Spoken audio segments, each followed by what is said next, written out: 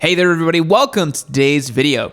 We're talking about boomer bikes, baby. Bikes that hail from a time when engines were strong, brakes barely worked, and rider aids were non-existent. Back in the day, riders were tough and reckless. They figured if they could survive military combat overseas, keeping a 600-pound death trap shiny side up should be pretty easy. You know how your dad or your friend's dad or maybe your grandpa all haven't been in the gym in 40 years but could still kick your butt without breaking a sweat? Yeah, these bikes are like that. Their speed, power, and intimidation aren't the result of a bunch of dorky engineers making calculations in the R&D department. No. It is a raw analog will to power that comes from machismo, hubris, cheap domestic beer, and a desire for middle-aged men to run away from their feelings as quickly as a motorcycle can allow. Without further ado, let's look at 7 old bikes from the 70s and 80s that are faster than they have any right to be. And if there's enough time at the end of the video, we'll mow the lawn and rebuild a carburetor. Today's video is brought to you by our community over at YamiNoob.co. Boomers and Zoomers alike can gather in the digital ether, make fun of millennials, and put their cultural difference aside and have a good old time in one of the internet's best motorcycle communities. Members who sign at YamiNoob.co get access to our Discord server, discounts on gear at shop.yaminoob.co, and bike rentals through Twisted Road, and get a bunch of exclusive content. Members can stream the weekly Yamcast and Yamcam live, where they can ask me questions and comments and get to hang out with me on the stream. Not to mention, community members get automatic entries to win one of our giveaway motorcycles. We have 4 different sweepstakes going on at any given time, so you old heads can get entered to win an awesome new bike and finally retire your VMAX. Head over to YamiNoob.co to find out more. In 1972, Ducati won the inaugural Imola 200, a 200-mile motorcycle race held in Imola, Italy that was intentionally developed in response to the popularity of the Daytona 200. Riding for Ducati, Paul Smart and Bruno Spaggiari won first and second place respectively. Ducati had developed a prototyped air-cooled 750cc Desmo valve L-twin motorcycle that proved a successful bike on the racetrack, where high-speed handling often triumphs sheer horsepower. After this win in 1972, Ducati had laid the groundwork for their Supersport, a motorcycle that would be their first production race replica motorcycle. The first Supersport models were released in 1974 and made few concessions for the sake of street use and offered the most uncompromised performance and handling of any motorcycle at the time, and was pivotal for the success of Ducati as a brand. By 1975, they began to offer their 900 Supersport alongside the 750, which had an 864cc air-cooled L-twin engine that made 80 horsepower. This outperformed the CB750 from Honda and was on par with the Z900 from Kawasaki. Unlike the standard riding portion of its Japanese counterparts, the 900 SS was a raw and uncompromised race bike, and with that came the riding position and handling that you would expect. It had a front fairing, clip-on handlebars, and rear set foot pegs. It handled beautifully and set the precedent for what a race replica motorcycle could be. I mean, just look at it. It's beautiful. In the early 70s, Kawasaki had developed the Z1 to show Honda and the rest of the world that the CB750 was not the be-all, end-all for UJM motorcycles. The Z1 then evolved into the KZ900, a more fitting title considering its 900cc displacement, which then replaced by the KZ1000. The KZ1000 was released in 1977 as one of the fastest production motorcycles at the time. But unlike the frightening and chaotic 2-stroke motorcycles of the time, like the H2 Mach 4, the Z1000 was refined and sensible and ultimately have a production run that went all the way to 2005.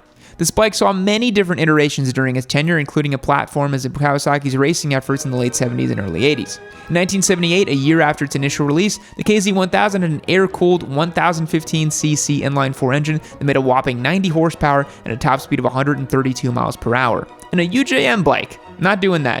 It had that standard UJM styling with a long flat seat, flat handlebar, and spoked wheels. The KZ1000 had top-of-the-line features at the time, like dual-disc brakes up front and a single disc out in the rear.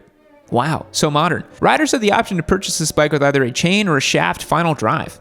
In 1980, it was the first mass-produced fuel-injected motorcycle, and ultimately the displacement was decreased to 998 cc's to comply with superbike race regulations. Kawasaki had always liked to make the fastest bikes, and the KZ1000 is an important part of that legacy. In 1978, Suzuki released their entry into the leader bike class, the GS1000. This bike expanded on their GS750 platform, but had many crucial upgrades that made it a class contender. The GS1000 brought cutting-edge technology to its suspension system to compete with the rest of the Big Four. At this time, other Japanese manufacturers like Kawasaki were more concerned with pushing big power figures, and suspension and handling were kind of an afterthought.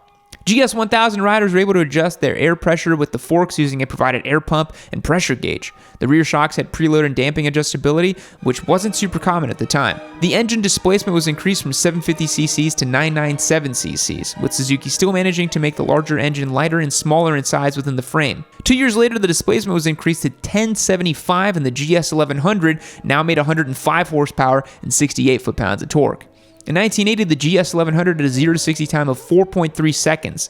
It was named Superbike of the Year from 1981 through 1983 and was an important motorcycle that showed a new focus on handling as opposed to peak power figures over top speed.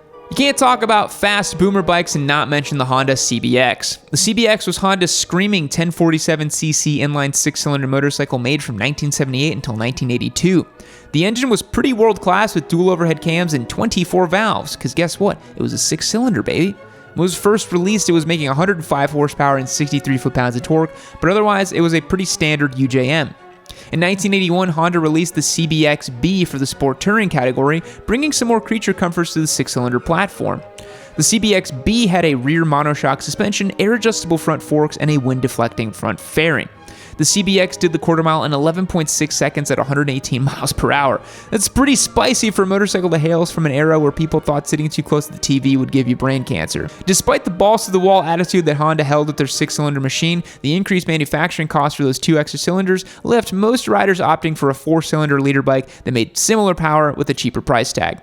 The CBX ultimately became an unsuccessful novelty as newer, simpler, and cheaper bikes continue to be released, but hey, you just can't beat that screaming 6-cylinder exhaust note. The early 80s were ushering in a new era for Japanese superbikes, and a motorcycle that was conceived during the void between UJM bikes and modern race replicas was the Kawasaki GPZ 1100. The GPZ 1100 was first released in 1981 and was made until 1985.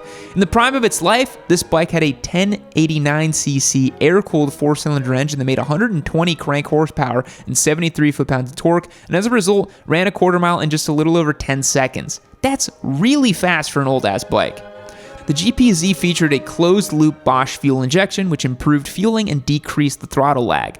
GPZ 1100 wasn't particularly the most exciting motorcycle at the time, as the Big Four were releasing turbocharged bikes to try to captivate excitable riders, as we showed in our Turbo Wars video. You should go and check that out. But it proved to be a well-built motorcycle with a big engine, fine-tuned over the last decade. The Z1 became the KZ1000 that evolved to the GPZ 1100. It's hard to beat. It was a good engine with good, firm suspension and modern fueling, and it didn't need to be anything other than that. If we're talking about the transitional phase of industry-leading motorcycles of the 1980s, we have to talk about the Suzuki Katana, which proved to be the fastest production motorcycle at the time of its release in 1981, with a top speed of 147 miles per hour. The Katana is known for its somewhat avant-garde and forward-thinking design choices, which were polarizing, although ultimately undeniably influential.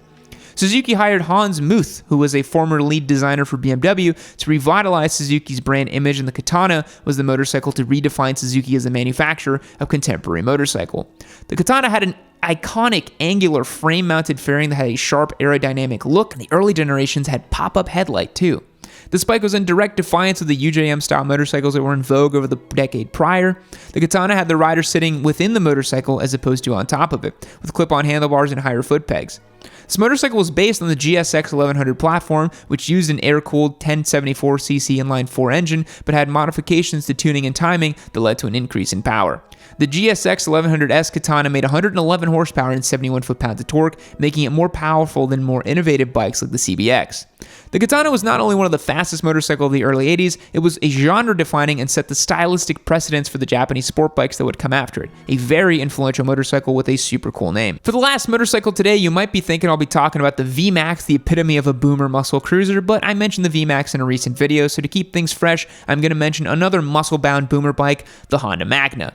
The Honda Magna, aka the VF1100C or the V65, depending on where you live, was a badass muscle cruiser that originated in 1983. While most motorcycle manufacturers were hard at work during the late 70s and early 80s trying to build the fastest production superbikes like the last 6 bikes I mentioned on the list, Soichiro Honda was like, yeah, we'll do that, but we'll also make an overpowered V4 cruiser because why the hell not? In 1982, the Magna originally had a 750cc, then a 698cc thanks to those Reagan-Davidson importing tariffs, the V4 engine that was shared with the Sabre and the Interceptor. But after a year, Honda bumped it up to 1098cc's for the V65. Like many V4 engines we've seen since, the Magna V65 had the benefit of good torque while continuing to rev out to 10,000 RPM thanks to large pistons and a short stroke. At its peak, the Magna made 116 horsepower and 70 foot-pounds of torque. In 1983, the only 2 motorcycles faster than the Magna on a top speed test were the Kawasaki GPZ 1100 and the Suzuki GS1000S. This bike was shaft-driven, liquid-cooled, and had a 6-speed transmission. It wasn't applauded for its touring ability, but it was fast as hell in a straight line. The V65 was produced from 1983 until 1986, while the Magna model that was brought back in the 90s would never make use of the 1098cc V4 again and would be instead limited to 750cc's. Thanks for making it to the end of the video. Are you a boomer? Are you spiritually a boomer? Did you get to ride any of these bikes back in their heyday, or are you currently riding them now? Are you a 600 rider who's blowing up the comments right now saying about how wrong I am? Remember folks, it's all in good fun. If you had fun during this video, please take a second to subscribe and click our notification bell. If you'd like to support us directly and get entered to win one of our giveaway bikes, head over to yamanoob.co. I'll see y'all later. Fact: in March 2019, Russia held its first ever competitive slapping contest. The winning contestant must deliver the hardest slap and endure the longest time being slapped. The champion turned out to be Vasily Kamatsky, nicknamed Dumpling. The man won 30,000 ruble, equivalent to 470 USD. Not very much for getting slapped that much. Goodbye.